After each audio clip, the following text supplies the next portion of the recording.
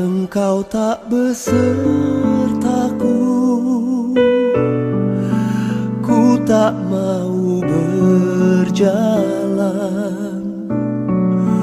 Ku perlu Tuhan, pimpin langkahku dengan kasih karunia-Mu.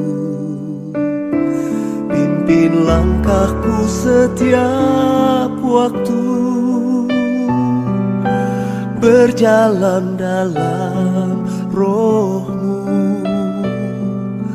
Nyatakan Tuhan kemuliaan-Mu, dan berjalanlah denganku.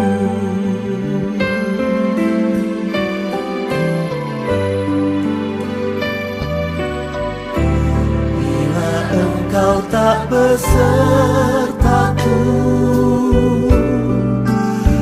tak mau berjalan. Ku perlu Tuhan, pimpin langkahku dengan kasih karunia-Mu. Pimpin langkahku setiap waktu, berjalan dalam Roh. Nyatakan Tuhan kemuliaan-Mu, dan berjalanlah denganku. Ini doa kami Tuhan, berjalanlah dengan kami, bercakap-cakaplah dengan kami, melewati hari-hari kami. Kami tahu kami tidak sendiri, Yesus selalu beserta kami. Pimpin langkahku setiap waktu, berjalan dalam Roh-Mu. Nyatakan Tuhan kemuliaan-Mu, dan berjalanlah denganmu. Pimpin langkahku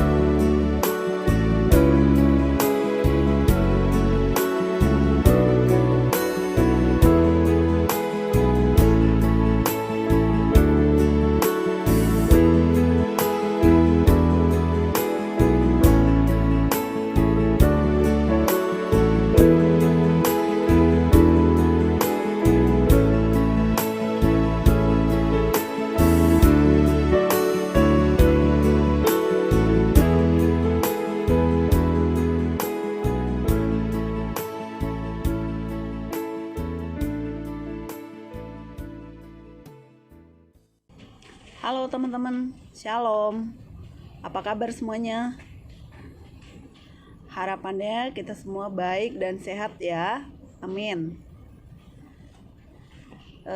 Hari-hari ini kita lagi ngalamin banyak dalam keterbatasan ya, termasuk karena terjadi satu pandemi di seluruh dunia ya.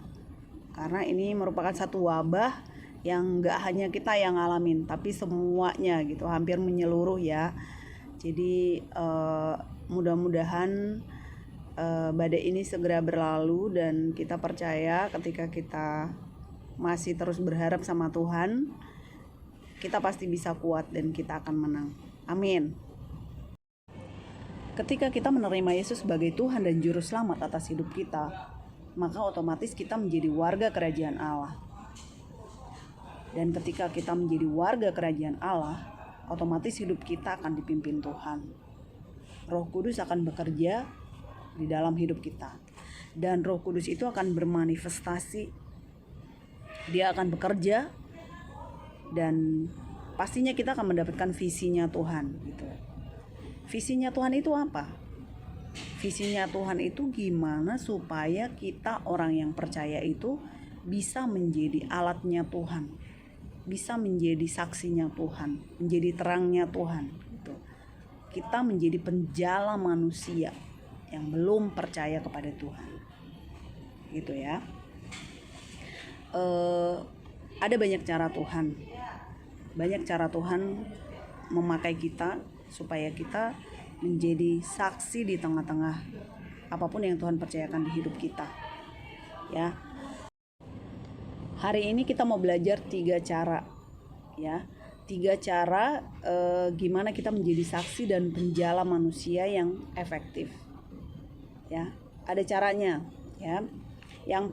Cara yang pertama itu adalah berteman dengan orang berdosa tetapi membenci dosanya ya. Jelas ya, kita berteman dengan orang berdosa tetapi membenci dosanya, bukan berarti kita berteman dengan dosanya ya. Berteman dengan orangnya tapi membenci dosanya ya. Lukas 19 ayat 10 ya, saya bacain. Sebab anak manusia datang untuk mencari dan menyelamatkan yang hilang ya. Sebab anak manusia datang untuk mencari dan menyelamatkan yang hilang. Anak manusia itu siapa? Tuhan Yesus. Tuhan Yesus itu datang kepada Sakeus orang yang berdosa gitu. Kita tahu kan Tuhan ya, Yesus itu suci, Yesus itu ajaib, Yesus itu kudus ya. Yesus itu anak raja loh, tapi dia mau berteman dengan Sakeus. Dan ketika Sakeus melihat Yesus mau menerima dia, seorang yang berdosa itu, maka dia mau terima Yesus sebagai Tuhan dan Juru Selamat gitu ya. Yesus juga berteman dengan perempuan yang seorang perempuan yang profesinya itu sebagai pelacur gitu. Tapi bukan berarti Yesus ikut ke pelacuran gitu. Dia hanya berteman gitu ya. Gimana dengan hidup kita? Ketika kita terima Yesus sebagai Tuhan Juru Selamat, ya kita menjadi anak-anak yang terang gitu ya. Kita nggak bisa berdosa, tapi bukan berarti kita nggak bisa berteman dengan mereka gitu. Karena kalau bukan kita yang menjangkau mereka, siapa lagi gitu ya. Jadi kalau kita ngalamin Tuhan, kalau kita mau dengan kerendahan hati, kita sadar bahwa Tuhan menyelamatkan kita, pasti kita juga akan rindu orang lain diselamatkan ya. Ingat ya, berteman dengan orang berdosa tetapi membenci dosanya ya.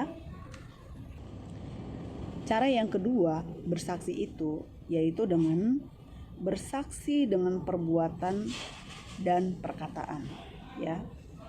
Bersaksi dengan perbuatan kita dan perkataan kita ya. Ada di Roma 15 ayat 17 sampai 19 dan Yohanes 4 28 sampai 30 dan 39 sampai 42 ya. Kita bisa lihat lebih jelasnya di buku SPK kita halaman 68 ya.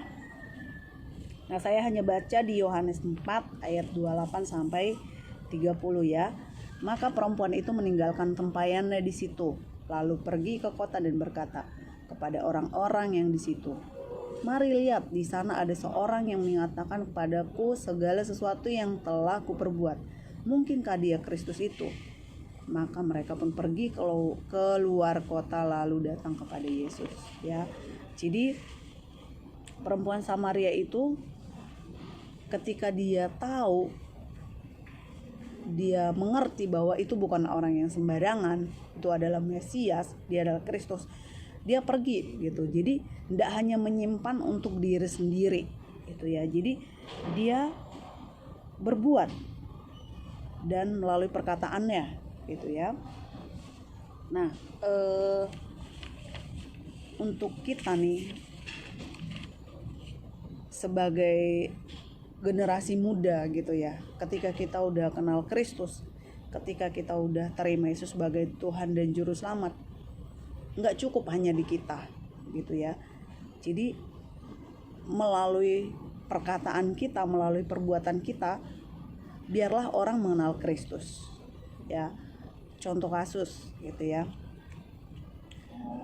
dulu ketika saya sebelum mengenal Kristus, saya tuh punya prinsip seperti perjanjian lama gitu ya. Di hukum Musa itu gigi ganti gigi, mata ganti mata gitu. Jadi kalau seandainya ada orang yang baik sama saya punya prinsip saya akan lebih baik. Tetapi kalau ada orang yang jahat terhadap saya harus lebih jahat gitu. Dan ternyata itu tidak benar, itu bukan prinsip yang benar gitu ya. Artinya ketika saya sudah punya status sebagai anak Allah, yang tadinya saya punya prinsip gigi ganti gigi, oh ternyata nggak boleh gitu. Kalau orang lain jahat sama saya itu sudah tidak bisa membalasnya dengan kejahatan, karena status saya sebagai anak Allah gitu ya. Status saya itu sebagai anak Tuhan gitu. Jadi saya tidak bisa membalasnya lagi gitu, karena Allah itu kasih gitu ya. Allah itu kasih. Ketika saya bekerja di satu perusahaan, pertama saya harus beradaptasi. Nah, ketika beradaptasi itu ada orang yang cuek, ada orang yang nggak peduli, ada orang yang bahkan bahkan orang yang menyepelekan kita gitu. Nah, tetapi ketika saya mengingat saya itu statusnya anak Tuhan gitu, saya harus beda dengan mereka. Akhirnya saya tidak mau membalas sikap mereka gitu. Ketika mereka tidak peduli dengan saya mulai belajar dari hal kecil. Contohnya ketika saya jajan es buah atau es krim, saya beliin ke teman-teman sedivisi saya gitu. Tadinya mereka tidak mau, lama-lama mereka ini kali ya, lama-lama mereka kayak ya bosan atau gimana nggak ngerti, tapi mereka menikmati dan mau terima es krim saya atau es buah gitu.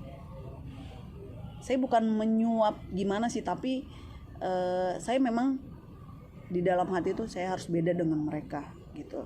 Nah, perlahan rasa cueknya mereka itu berubah gitu ya. Mereka menjadi care, dan sampai hari ini kita masih kompak walaupun saya sudah nggak di sana gitu. Terus yang kedua itu ketika saya bekerja juga ya, saya menunjukkan saya itu pribadi yang loyal dengan perusahaan gitu. Jadi saya menunjukkan bahwa saya itu harus berbeda gitu ya. Jadi orang lain kalau misalnya udah jam 5 tank gitu pada pulang, saya belum gitu ya. Saya pikir enggak apa-apa gitu, mau lewat 15 atau lewat 1 jam juga enggak apa-apa. Yang penting pekerjaan saya selesai gitu. Awalnya mereka itu ada yang enggak suka gitu. Bahkan ada yang bilang kamu tuh cari muka banyak lah gitu, banyak hal gitu. Tetapi saya enggak peduli dengan kata-kata itu, dan saya ngelakuin itu terus gitu. Dan ada teman saya yang suka kalau seandainya dia masuk ruang meeting, dia selalu menyelipkan itu aqua di tangannya ya, aqua. Dan satu ketika dia berikan aqua itu ke meja saya, aqua atau tisu lah, apa aja yang bisa dibawa dari ruang meeting gitu. Terus saya bilang, makasih ya kok, tapi saya enggak mau gitu. Saya bilang, apa yang saya tabur itu nanti yang akan saya tuai. Kan saya enggak mau selamanya jadi karyawan. Saya bermimpi suatu saat jadi bos gitu. Jadi saya kasih tahu seperti itu gitu. Saya sih nggak bilang dalam Yesus seperti ini, enggak gitu. Saya bilang apa yang saya tabur itu nanti yang saya tuai gitu. Jadi makasih ya, tapi saya nggak mau akuannya gitu. Dan awalnya dia bilang, kamu ya sosokan gitu, kamu sok gimana gitu ya, ini aja kali gitu. Tapi ya saya bilang enggak gitu. Dan akhirnya saya ambil akuannya, saya taruh lagi di ruang meeting gitu. Perlahan sampai saya keluar dari tempat itu, satu ketika dia bilang, makasih ya Jer, saya dapat banyak pelajaran dari kamu gitu. Dan saya percaya itu Roh Kudus yang bekerja, dan saya yakin apa yang kita tabur itu tidak akan ada yang tidak berbuah gitu. Itu urusan Tuhan lah gitu. Yang penting kita menabur gitu ya. Jadi hari-hari ini apa yang bisa kita lakuin gitu ya, apalagi di masa musim hidup yang gak baik ini, hari-hari ini ya, yang ada corona, virus apapun itu. Dan pastinya itu membuat orang banyak takut, khawatir, apalagi keadaan ekonomi sekarang itu lagi nggak baik gitu ya. Nah, kita sebagai anak-anak Tuhan, kita mau ngelakuin apa gitu. Contoh kecilnya saya tuh ngelakuin tidak membagikan hal-hal yang berbau negatif di media sosial gitu ya. Jadi tidak membagikan postingan-postingan yang membuat orang banyak menjadi takut. Nah, itu sebenarnya sih salah satu perbuatan kita ya. Kan tadi seperti perempuan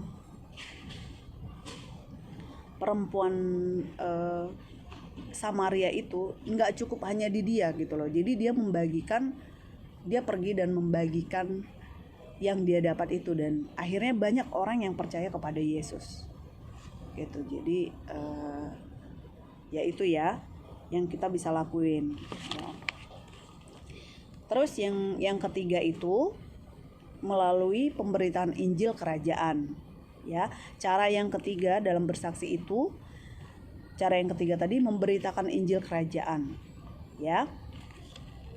3 butir Injil kerajaan itu, ingat aja yang disingkat dengan SAUH, SAUH, SAUH ya. Nah, S yang pertama itu adalah bahwa semua manusia telah berbuat dosa ya. Semua manusia udah berbuat dosa gitu ya. A-nya itu akibat dosa manusia hidup di luar kerajaan Allah sehingga ia akan binasa gitu ya. Terus usaha manusia untuk diselamatkan adalah sia-sia gitu. Jadi usaha manusia, perbuatan baik segala macam itu adalah sia-sia gitu.